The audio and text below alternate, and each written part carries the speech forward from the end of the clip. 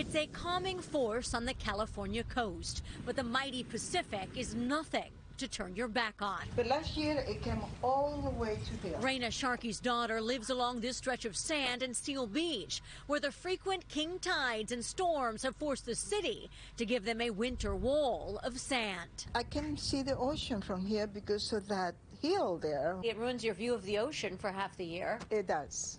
It does. But the city says it's necessary. The berm we put together in Seal Beach is 12 feet high, and it's large enough to drive a lifeguard truck along the top of. So it's a large engineered berm to protect the homes from surf and high tide. And homeowners are thankful this hill is here, for the alternative is a home full of salt water. It's been happening lately.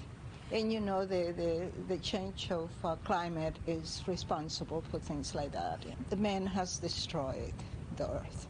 I'm sorry, but that's what's happening, and this is the results. And although scientists say king tides are not a direct result of global warming, the rise in sea levels are what make the king tides worse. We expect to see about another foot of sea level rise in the next 30 years, and that's equal to the amount of sea level rise we've seen in the last 100 years. Ben Hamlington is a research scientist for JPL and leads NASA's sea level change team. So these king tides that are happening now and causing these impacts, that's going to be your normal high tide 20, 30 years from now.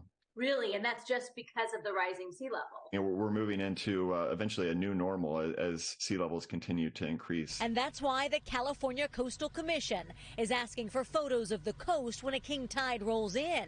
It's research that can give communities a plan. Finding ways to adapt to the sea level rise that's taking place is really going to become an important problem for coastal communities. As for why the sea is rising, it's called thermal expansion, a product of global warming. Ocean is absorbing water and it expands, and then ice melt. So where we have ice on Earth is warming up. That ice melts and then goes into the ocean. What we will see is what we're already seeing.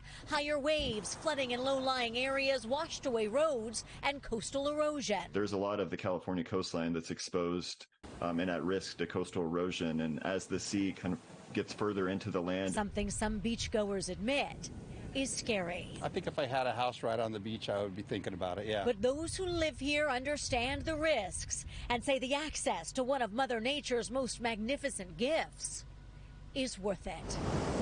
Joy Benedict, KCAL News.